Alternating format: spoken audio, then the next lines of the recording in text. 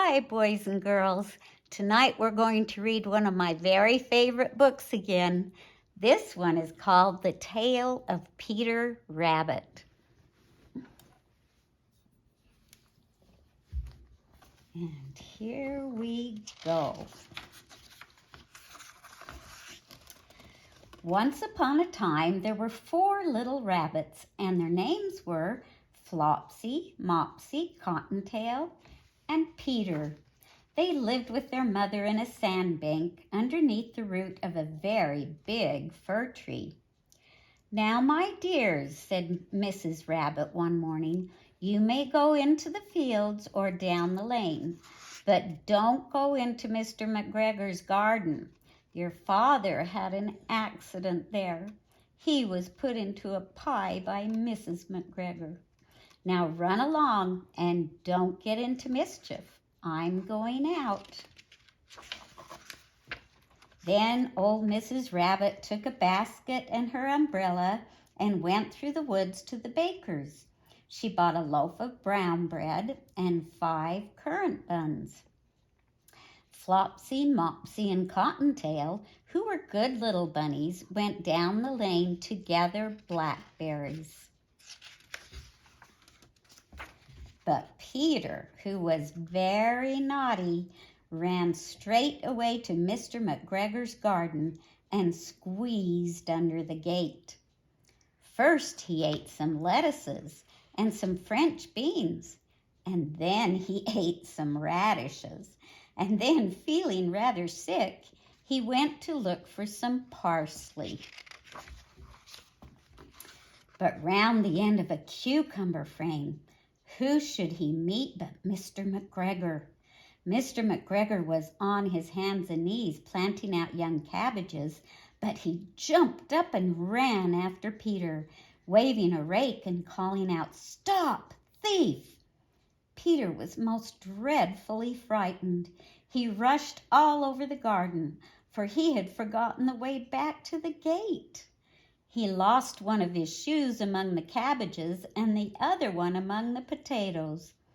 After losing them, he ran on all 4 legs and went faster, so that I think he might have got away altogether if he had not unfortunately ran into a gooseberry net and got caught by the large buttons on his jacket.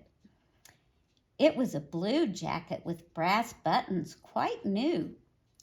Peter gave himself up for lost and shed big tears, but his sobs were overheard by some friendly sparrows, who flew to him in great excitement and implored him to exert himself. That means to try harder. Mr. McGregor came up with a sieve, which he intended to pop upon the top of Peter. But Peter wiggled out just in time, leaving his jacket behind him, and rushed into the tool shed and jumped into a can. It would have been a beautiful thing to hide in if it had not had so much water in it. Mr. McGregor was quite sure that Peter was somewhere in the tool shed, perhaps hidden underneath a flower pot. He began to turn them over carefully, looking under each. Presently, Peter sneezed. "Kerchoo!" Mr. McGregor was after him in no time and tried to put his foot upon Peter, who jumped out of a window, upsetting 3 plants. The window was too small for Mr. McGregor, and he was tired of running after Peter, so he went back to his work. Peter sat down to rest. He was out of breath and trembling with fright, and he had not the least idea which way to go. Also, he was very damp from sitting in that can. After a time, he began to wander about, going lippity, lippity, not very fast, and looking all around. He found a door in a wall, but it was locked, and there was no room for a fat little rabbit to squeeze underneath. An old mouse was running in and out over the stone doorstep, carrying peas and beans to her family in the woods. Peter asked her the way to the gate, but she had such a large pea in her mouth that she could not answer. She only shook her head at him. Peter began to cry. Then he tried to find his way straight across the garden, but he became more and more puzzled. Presently he came to a pond where Mr. McGregor filled his water cans. A white cat was staring at some goldfish in the water.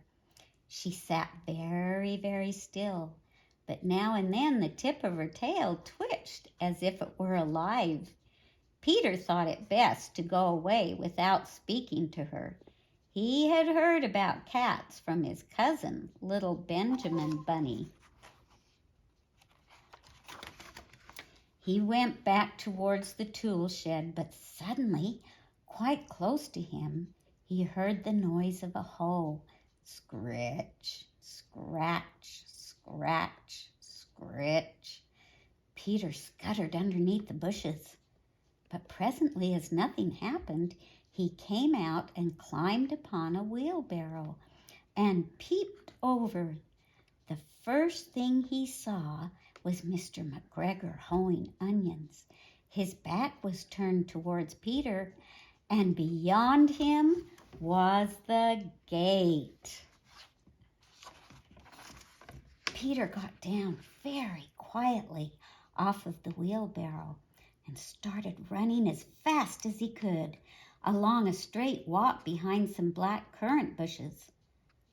Mr. McGregor caught sight of him at the corner, but Peter did not care. He slipped underneath the gate and was safe at last in the woods behind the garden.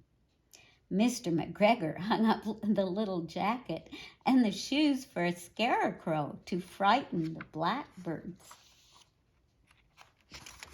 Peter never stopped running or looking behind him until he got all the way home to the big fir tree.